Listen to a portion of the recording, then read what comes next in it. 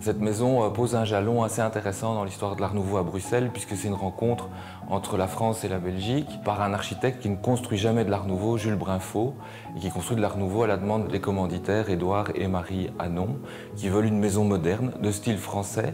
D'abord dans l'architecture, on a des relents de Louis XV, Louis XVI, et puis des élans de modernité avec de l'Art Nouveau, notamment au niveau du travail des ferronneries. La maison a été construite entre 1902 et 1904, à savoir que Horta a déjà par exemple fini toutes ses grandes œuvres et que l'Art Nouveau géométrique tend à poindre son nez au niveau international. Cette fresque, donc c'est la seule fresque qui existe à Bruxelles, c'est une œuvre d'un Français, Paul Baudouin, et c'est une demande d'Édouard Hanon de peindre le couple à l'époque où ils construisent cette maison, et ils veulent faire peut-être un testament à la postérité en se figeant devant les joies de la vie d'avoir passé leur existence ensemble. On a voulu montrer c'est quoi l'Art Nouveau belge dans sa diversité, dans sa pluralité, sans Victor Horta. C'était un peu gentiment un pied de nez, mais en fait une volonté d'un peu déconstruire cette historiographie qui a énormément focalisé depuis 20 ans sur Victor Horta. Donc cette première exposition va nous présenter les grandes figures du début du design belge. En vérité, Paul Ancar, Serrurier-Bovy ou Henri Van de Velde. Paul Ancar est d'abord un architecte engagé, il est plutôt de tendance, on va qualifier de libérale. Il travaille d'abord pour Bayard qui va construire les grilles du Plis-Sablon, le Parlement fédéral.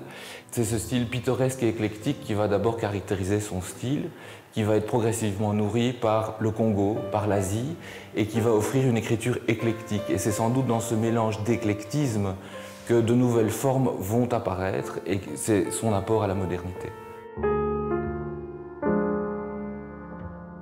L'affiche à côté de moi est en fait une scène plutôt réaliste, stylisée, mais nous avons une photo de l'atelier Ancar et donc c'est bien cet atelier Ancar qui est représenté.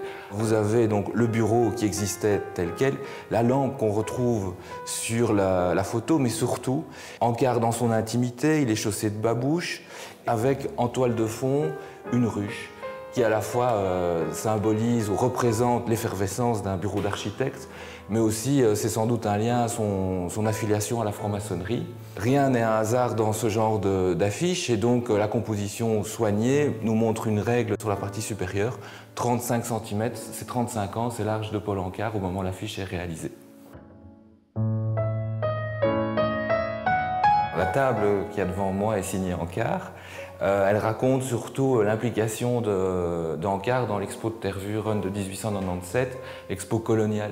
Ancar utilise la matérialité de la colonie belge, à savoir l'acajou, l'onyx et le marbre. Par contre, au niveau de l'écriture, peut-être peut-on y voir des pieds plutôt un peu ethniques, mais surtout, il y a une forte écriture asiatique avec les petites baguettes que vous avez sur les côtés.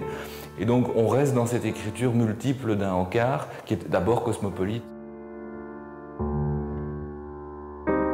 L'Art Nouveau belge va aller puiser dans les forces vitales de la nature, le mouvement du vent, de l'eau, de l'air dans les végétaux, une force créatrice qui va essayer d'être matérialisée dans cet Art Nouveau. Alors vous avez 3 objets dans la vitrine, vous avez 2 catalogues d'un salon qui s'appelait Les 20, un catalogue de 1891, un catalogue de 1893, donc antérieur à la construction des premières maisons Art Nouveau.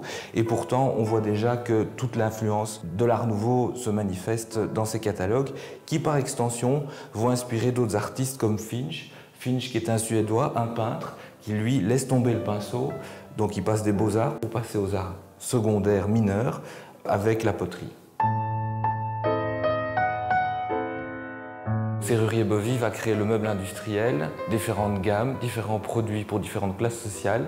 Et les gens, avec un meuble comme celui-ci, vont pouvoir rentrer chez eux et le monter par eux-mêmes. L'idée est de réduire les coûts de production au maximum pour offrir un mobilier adapté. C'est totalement l'ancêtre du meuble en kit. C'est un échec commercial pour une bonne et simple raison aussi, c'est qu'un ouvrier ne voudra pas être ameublé en ouvrier. Et donc ce seront les bourgeois qui achèteront ces meubles parce qu'ils trouveront ça incroyable. L'Art nouveau est beaucoup plus subtil que ce qu'on veut bien en donner. Ce n'est pas l'histoire d'une fleur, c'est l'histoire de créer du beau, de meubler tout un chacun. À un moment, il y a une révolution industrielle. Elle dévaste certaines régions, certains quartiers, mais en même temps, elle apporte de la richesse. Et donc, c'est cet équilibre qu'il faut trouver. Et donc, il faut utiliser cette force de la révolution industrielle pour produire du beau pour tout un chacun. Henri van de Velde est une des grandes figures de cette exposition. Son nom est souvent associé plutôt à l'époque du Bauhaus, puisqu'il est un des fondateurs de l'école à Weimar du Bauhaus, et puis il va fonder l'école de la Cambre en 1926 à la demande de l'État belge. Et Henri van de Velde commence sa carrière comme peintre. Il est pointilliste et il va trouver une sorte d'impasse dans le pinceau.